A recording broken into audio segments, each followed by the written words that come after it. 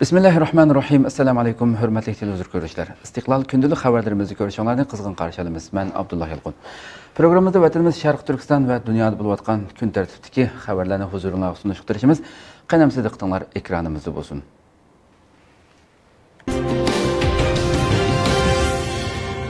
Xitoyning 4 nafar Amerika amaldoriga jazo tadbiri e'lon qilishi tantaklik deb baholandi. Amerika hukumati 9 iyul kuni Xitoyning Sharq Turkistondagi Chinchuango, Juhaylun qatorliq 4 nafar amaldorini Uyg'urlarga qaratilgan zulmda rol olganligi uchun Yer shari Magnitskiy qonuni orqali jazolagan edi. 13 iyul dushanba kuni Xitoy Tashqi ishlar ministrligining bayonotchisi Hua Chunying Xitoyning Amerikaning 4 nafar amaldoriga jazo tadbiri qo'ydiganligini e'lon qilgan. Bu amaldorlar Amerika Kengash palata a'zolari Marco Rubio va Ted Cruz, Amerika Avam palata a'zosi Chris Smith va Amerika Tashqi ishlar ministrligining diniy erkinlikka mas'ul alohida elchisi Sam Brownback qatorliqlardan iborat. Xitoy Tashqi ishlar ministrligining bayonotchisi Hua Chunying dushanba kunidagi muxbirlarni kutib olish yig'inida jazo tadbirlarining dushanba kundan e'tiboran kuchga ega bo'ladiganligini ta'kidlagan. Biroq u jazo tadbirlarining nimalarni o'z ichiga oldiganligi haqida tafsiliy to'xtalmagan. Mazkur kulgili qaror e'lon qilingandan keyin senator Ted Cruz darhol yozim bayonot e'lon qildi. U bayonotida Xitoy Kommunist partiyasi qattiq qo'rqib ketdi. Shunga u hujum qilyotdi dedi. U bayonotida yana Xitoy rejimining 1 milliondan ortiq Uyg'urni jazo lagerlariga so'laganligini, majburiy bola tushirish va tug'mas qilishda qabih usullar bilan milliy tozalash elib berayotganligini ta'kidladi. U so'zda bular yo'l qo'yishga bo'lmaydigan qabih kishilik huquq dafsandichiliklaridir. Xitoy Kommunist partiyasi rahbarlari sizlarga deydiganim shuki, afsus mening Xitoy virusini yushirish orqali dunyo miqyosida millionlagan kishilarning hayotiga xavf yetkazgan mustabid davlatga sayohat qilish planim yo'q degan. Senator Marco Rubio o'zining Twitter hisobida buningga qiziqarli qilib, Xitoy Kompartiyasi meni Xitoyga kirishdan cheklabdi. Ular meni yaxshi ko'rmaydigan o'xshamamdi deb yozgan. Amerikadagi kishilik huquqni ko'zatish tashkilotining Xitoy ishlari direktori Sophie Richardson Erkin Osiyo radiosiga so'z qilib, o'zining buni tantaklarcha hujum deb qaraydiganligini aytdi. Xitoyning bu jazo tadbirining nimalardan iborat ekanligi aniq bo'lmaslik bilan birga, uning Amerika amaldorlariga ko'rsatadigan ta'siri cho'ng emas. Uning ustiga oldingi hafta Xitoyning 4 nafar amaldoriga qarshi chiqarilgan jazolash tadbirini Amerika Davlat Majlis a'zolari emas, balki Amerika Tashqi ishlar ministrligi va Amerika Moliya ministrligi chiqargan. Xitoyning munosibatsiz kishilarni jazolashi ularning bu jazo tadbirini texmi mujmallashtirayotgan. Amerika Tashqi ishlar ministrligining bayonotida tovandagilar tilga olindi. Beijing hukumati 13 iyul e'lon qilgan bayonotida Xitoydagi kishilik huquq dafsandichiligini oshkorlash uchun bo'shashmay tirishchanlik ko'rsatayotgan Amerika hukumat amaldorlari va organlarga o'ch olish xarakterli jazo e'lon qildi.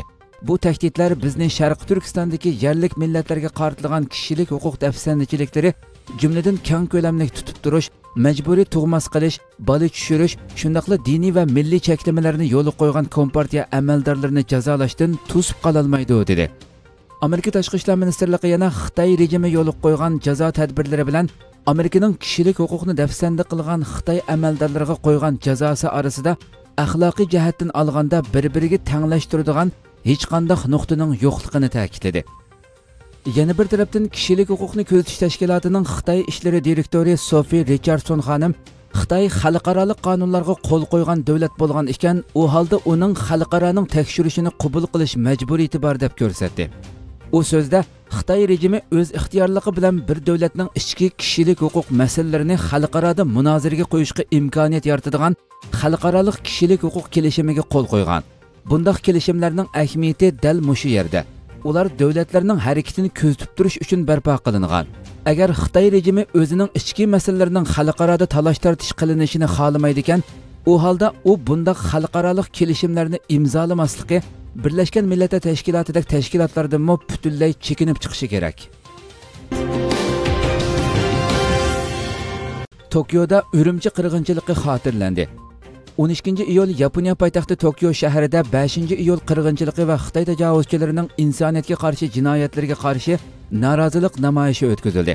Namoyishga Yaponiyada yashayotgan Sharq Turkistonliklar va Hongkongliklar, bir qism Tibet, Janubiy Mong'oliyalik, Tayvanlik, Hindistonliklar, shundaqli yaponliklar ishtirok qilgan. Namoyish boshlanish oldida Sharq Turkiston xalqiga vakolatan bir Uyg'ur Xitoyning Sharq Turkiston xalqi ustidan yurgizayotgan qirg'inchilik jinoyatiga qarshi bayonot e'lon qilgan. Undan boshqa Hong Konglik, Tibetlik, Tayvanlik, Janubiy Mong'oliyalik kishilarmi bir-birlab Xitoyga qarshi bayonot e'lon qilgan. Namoyishga Hindistonliklarmi ishtirok qilgan bo'lib, Hindistonliklarning Sharq Turkiston xalqining Xitoyga qarshi namoyishga ishtirok qilishi tunji qitimliq ish bo'lib, ular namoyishchilarning oldida mangan. Mustaqillikqa bo'lgan talpinishlari ifodalangan plakatlarni ko'targan namoyishchilar Tokiodagi eng cho'ng markaziy ko'chalarni aylanib, Xitoy tajovuzchilarining jinoyatlarini fosh qilish bilan birga Yaponiyaning Amerikaga agashib, Uyg'urlar masalasi haqida qonun chiqarishini talab qilgan. Ko'chalardagi namoyishga qatnashmagan yaponliklarmi chavak chelishib, g'ayrat qilish kerakligini bildirib madad bergan. Namoyish maydoniga Yaponiyaning ichi sirtidan bo'lib ko'plagan axborot organlari ishtirok qilgan. Chekatki qo'shuni Xitoyga besib kirdi. Fransiya ovozi radiosining bugungi xabarda bildirilishicha, seriq ranglik bambuk chekatkusi Laosdan Xitoyning Yunnan o'lkasiga kirishga boshlagan. Yunnanning Poir shahar doiralari 9-iyul chekatga Xitoy va Laos chegarasiga yaqin Jiangqing nahiyasiga tava 110 ming gektardan ortiq dehqonchilik ziroatiga ta'sir ko'rsatib, atrofdagi rayonlarga keng ko'lamlik hujum qilishga boshlaganligini, chekatkalarni uchquchisiz aeroplanni qo'g'lab bo'lolmaganligini e'lon qilgan. Xinhua to'ridan naql qilingan xabarda bildirilishicha, Yunnanning Zhongliao chegarasida chekatki vabosi yuz bergan bo'lib, mutaxassislar bu ofatdagi hasharotni seriq bambuk chekatkusi deb atagan. Xitoy xalq to'rining oshkorlashicha 6-oyning 28-kundan boshlab Jiangqing nahiyasi bilan Laosning chegarasini bo'ylab seriq tog' tizmasi bambuk chekatkusining hujumiga uchragan. Xitoy markaziy televiziya stansiyasi 7-oydan 9-oygacha keng ko'lamda chekatki ofati yuz berish ehtimolligi borligi haqida xabar tarqatgan. Boshqa xabarlarga qaraganda, seriq ranglik bambuk chekatkusi xatarlik ofat bo'lib, bambuk yupurmoqini yiyalaydi ekan. Bambuk o'rmonini o'tni ko'ygandek quritib etadi ekan. Poir o'rmonchilik idorasi va o'tloq idorasining xodimlari uchquchisiz aeroplan avatib, havodan ximiyalik moddalarni purkib, biologiyalik kontrol qilish va yer yuziga dori purkash tadbirlarini ishga solgan. Ular yana texnika mutaxassislarini naq maydonga avatib, oldini olish va kontrol qilish xizmatiga yetakchilik qilgan. Shundoq kuchli tadbirlarni qo'llangan bo'lsa-mu, biroq unumi bo'lmagan. 8-iyul Poir shahriga tava seriq tog' tizmasidagi bambuk chekatki to'pi yamragan rayon 100 ming gektarga yaqin kengaygan. Kontrol rayoni 34,416 gektarga yetgan. Rayonga yo'qotish tadbirlarini elish uchun jami 502 uchquchisiz aeroplan avatilgan. Amerika Janubiy dengizning egilik huquqi masalasida aniq qaror chiqardi. Amerika ovozining bugungi xabarida bildirilishicha, Amerika hukumatı tunji qitim Xitoyning Janubiy dengiz masalasidagi ko'p qism talablarni rad qilib, egilik huquq masalasida aniq qaror chiqardi. Amerika Tashqi ishlar ministri bayonot e'lon qilib, Xitoyning Janubiy dengizning ko'p qism rayonlaridagi dengiz okean boyligiga bo'lgan huquq talabi butunlay qonunsiz ekanligini, Beijingning tahdid vositalari bilan Sharqi Janubiy Osiyo davlatlarining egilik huquqiga ziyon yetkazganligini, Amerika va uning Sharqi Janubiy Osiyodagi ittifoqdoshlari va sheriklari xalqaro qonun bo'yicha berilgan huquq va majburiyatlar bo'yicha Janubiy dengizdagi davlatlarning egilik huquqini qo'g'daydiganligini bildirdi. Amerika Kengash palatasi va Avom palatasidagi ikki cho'ng siyosiy partiyaning 4 rahbari dushanba kuni birlashma bayonot e'lon qilib, Pompeoning Amerikaning Janubiy dengiz masalasidagi aniq siyosatini e'lon qilganligini qarshi oldi hamda bu qarorni to'liq qo'llaydiganligini aytdi. Bayonotda munolar bildirildi. Xitoy 2016-yildagi munosabatlik xalqaro kelishimga amal qilmayli qolmasdan, balki kuch ishlatib qo'shinlarni majburladi hamda keng ko'lamda orol qurish va harbiylashtirish harakatini yo'lga qo'ydi. Virus mazgildan foydalanib rayonda zo'ravonlikni tezlatdi.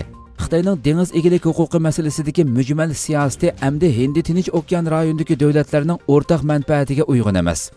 Parlament Tashqi ishlar komiteti rahbarlarining birlashma bayonotida xulosa chiqarilib, biz bu qarorning Amerika va uning sheriklari va xalqaro jamiyatning barliq a'zolarining xalqaro qonun bo'yicha Janubiy dengiz masalasining hal qilinishini texnik yaxshi qo'llashini umid qilamiz deganlarini bildirgan. Ma'lum bo'lishicha, Xitoyning Amerikadagi bosh elchixonasi Amerikaning Janubiy dengizdagi maydoniga qarshi bayonot e'lon qilib, Amerika Janubiy dengiz va aloqador talash-tortishlarga qatnashuvchi davlat bo'lmasa-mu, ammo Janubiy dengiz masalasiga doim aralashib keldi. Amerikani Janubiy dengizning egilik huquqidagi maydoni masalasida bergan va'dasiga astoydil amal qilishga chaqiramiz deganlarini bildirdi.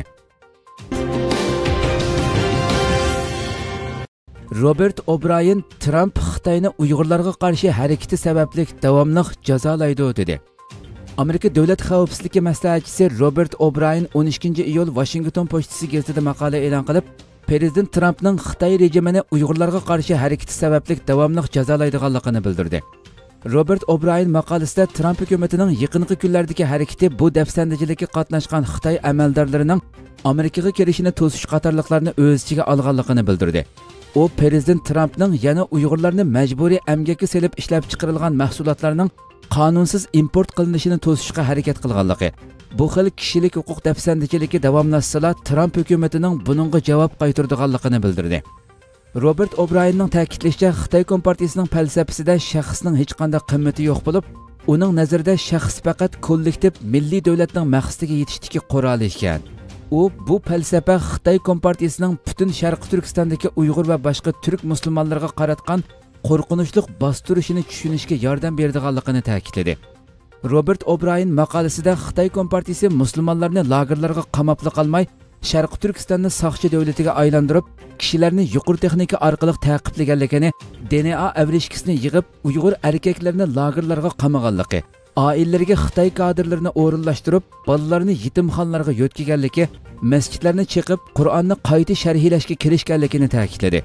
U yana yaqinqi dokladlarda Xitoy Kompartiyasining Uyg'ur ayollariga qarata tug'ut kontroli, majburiy tug'mas qilish, bola tushirish, bosqinchilik vositalarini ishlatib, Sharqi Turkistonning yerlik xalqining nupusini o'zgartib etganligining qayd qilinganligini bildirdi. U maqolasining oxirida agar o'tgan asr bizga bir narsa ko'rsatib bergan bo'lsa, u kuchlik davlatlar qo'llagan xatarlik ideologiyalarning yomon g'arazlik harakatining o'z ko'risi ichida cheklanib qolmaydiganligidir. Shuning uchun Amerika Uyg'urlarga va bizga Sharqi Turkistondagi haqiqiy ahvolni oshkorlashni davomlashtiradi dedi. Amerika bilan Xitoyning Braziliyada turishliq diplomatlari Uyg'ur masalasida talashib qoldi. Amerika bilan Xitoyning Braziliyada turishliq bosh elchilari Twitterda Xitoy doiralarining Uyg'ur ayollarini majburiy tug'mas qilish va bola tushirishga majburlab, Uyg'ur nupusini kontrol qilayotganligi to'g'risida talashib qoldi. Ma'lum bo'lishicha, Amerikaning Braziliyada turishliq bosh elchisi Todd Chapman o'tgan juma kuni Twitterda Amerika tashqi ishlar ministrligi tarqatgan Xitoy Kompartiyasining Sharqi Turkistondagi Uyg'ur va boshqa yerlik millatlarni bostirish harakatining bir qismi sifatida ayollarni keng ko'lamli tug'mas qilish planini yurgizayotganligi haqidagi bayonotini ham baharlab, buningga sukut qilish tanlash yo'li emas deb ta'kidlagan. Todd Chapmanning Twitter'dagi hambahari Xitoyning Braziliyada turishliq diplomatlarini qattiq bearam qilgan. Xitoyning Braziliyada turishliq bosh elchisi Yang Wenming 12-iyul kuni Todd Chapmanning Twitter'iga inkos qaytarib, Amerika bosh elchisini ig'vo tarqitish va yolg'on so'zlash bilan ayblagan. Janubiy Xitoy Atiganlik pochtasi gazetining xabar qilishicha, Xitoy bosh elchisi Yang Wenming Amerika bosh elchisini ayblab, bu odam Braziliyaga Xitoy ustidan ig'vo tarqitish va yolg'on so'zlashdek alohida vazif bilan kelgan. Biz sizni bu xil harakatlardan to'xtab qolishga nasihat qilamiz degan. Yaqinda Birlashma agentligi bilan Germaniyalik Uyg'urshunos Adrian Zenis ayrim doklad e'lon qilib, Xitoyning Sharqi Turkistondagi Uyg'ur ayollarga tug'utni kontrol qilish, majburiy tug'mas qilish, bola tushirish elib berib, yaqinqi 3-4 yil ichida Uyg'ur nupusining zo'r ko'lamda ozayishini keltirib chiqarganligini ilgari surgan.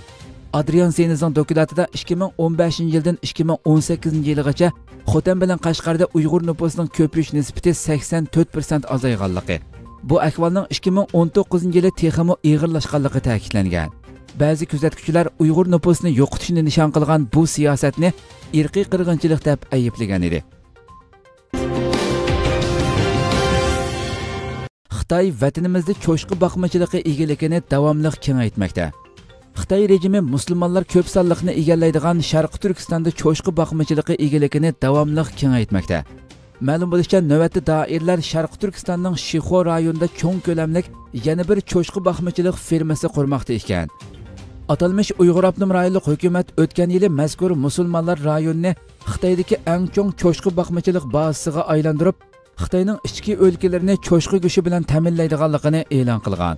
Buning bilan Qashqar, Boy, Charkan qatorliq nahiya shaharlarda cho'ng ko'lamli cho'shqi boqmachilik fermalari qurilgan. Lekin mazkur plan chet eldagi Uyg'urlarning qattiq tanqidiga uchragan edi. Ular mazkur plan Xitoyning Uyg'urlarga qarata elib berayotgan madaniyat qirg'inchiligining bir parchasi, uning maqsadi Uyg'urlardagi islomiy e'tiqodni sustlashtirib, assimilyatsiyani tezlatish deb ayiblagan. Xitoydagi Xitoy xabarlari to'rining bildirishicha, navbatda Shixoda qurilayotgan cho'ng ko'lamlik cho'chqa boqmachilik fermasi Shixoning shimolidagi Bingtuan 7-diviziyaga qarashli Xuyanxi shahrida qurilmoqda ekan. Xabarda mazkur fermaning bu yil 10-oyda rasmiy ishga kirishadiganligi, dastlabki qadamda oz kam 10 ming tuyoq cho'chqa beqildiganligi, 2021-yili 30 ming tuyoqqa yetkazildiganligini bildirgan. Xitoyning Sharqi Turkistonni cho'chqa boqmachilik bazasiga aylantirish plani uning Uyg'urlarni cho'chqa go'shi yeyishga zo'rlab, cho'chqa go'shi iste'mol qilmasligini, ularning Kompartiyaga va Xitoy rejimiga sodiq yoki emasligini sinashdagi o'lcham qilib olgan bir vaqtda o'tirg'i qo'yilgan edi. Malayziya arakanlik musofirlarni qaytarib o'tish planimiz yo'q dedi. Malayziya bosh ministri Muhiddin Yasin o'tgan oy dengiz yo'li orqali Malayziyaga kelgan arakanlik musofirlarni qaytarib o'tish planining yo'qligini aytdi. Parlamentdagi bir yig'in jarayonida iyun oyida davlat tavalligiga qonunsiz yo'llar bilan kirgan 300 ga yaqin arakanlik musofirning oqibatiga munosabatli bir savolga javob bergan Muhiddin Yasin musofirlar uchun eng yaxshi va unumli chora tepish uchun tirishchilik ko'rsatayotganliklarini bildirdi. Va so'zini davomlashtirib, hukumatimizning musofirlarni ochiq dengizlarga qaytarib o'tishdek bir plani qat'iy bo'lmadi. Navbatda faqat davlatimizga kelgan musofirlarning ichida odam atkaschiligi va shuningga o'xshash jinoyatlarga aralashganlarning bor yo'qligini tekshiryapmiz deganlarini qayd qildi. Arakanlik musulmonlarning Birlashgan Millatlar Tashkiloti bilan hamkorlik o'rnatgan asosda xalqaroliq muhofazat ostiga elinishi kerakligini ta'kidlagan bosh ministr Muhiddin, Birlashgan Millatlar Tashkiloti bu jihatda qadam tashlagan taqdirda musofirlar qaytarib o'tilmaydi. Ona vatanlariga bexatar qaytishlari kafolatga ega qilinib bo'lguncha Malayziyada turishni davomlashtirdi dedi. Malayziya 9-iyunda Langkawi oralig'i dengiz yo'li orqali kirgan 269 arakanlik musofirni nazorat ostiga olgan. Bu vaqa yuz berib 3 kun o'tgandan keyin yana 300 nafar arakanlik musofir Malayziyaga kirishga tamshilayotgan paytda qaytarib o'tilgan edi. Musofirlar qaytarib o'tilgan va ba'zilari nazorat ostiga elingandan keyin kishilik huquqni ko'zlash tashkiloti Malayziyani arakanlik musofirlar masalasi to'g'risida ogohlantirib bir bayonot e'lon qilgan edi. Xalqaroning noroziligidan keyin Malayziya mudofaa ministri Ismoil Sabri Yaqub davlatga qonunsiz yo'llar bilan kirishga uringan arakanlik musofirlarni qaytarib o'tishni davomlashtiradiganliklarini uqtirgan edi. Florida shtatida bir kunda 15 mingdan ortiq kishi Xitoy virusi bilan yuqumlandi. Dunyo miqyosida Xitoy virusi sababidan jindan ayrilganlar soni 572.231 dan, yuqumlanganlar soni 13.062.779 ni oshdi. Navbatda Xitoy virusi sababidan jindan ayrilganlar soni 138 mingga yaqinlashgan va vaboning markaziga aylangan Amerikaning Florida shtatida yaqinqi 24 soatda 15.229 kishi Xitoy virusi bilan yuqumlandi. Florida shtati bir kunda eng ko'p yuqum ko'rilgan shtat bo'lib qoldi. Kaliforniya shtati bo'lsa 11.699 yuqum bilan ikkinchi o'rinda turdi. Tunugun Florida shtatida 45 kishi Xitoy virusi sababidan jindan ayrilgan edi. Braziliyada yaqinqi 24 soatda 631 kishi Xitoy virusi sababidan jindan ayrildi. Buning bilan Xitoy virusi sababidan jindan ayrilganlarning jami soni 72.100 ga chiqdi. O'xshash vaqtda 24.831 kishi yuqumlandi va jami son 1.864.681 ga chiqdi.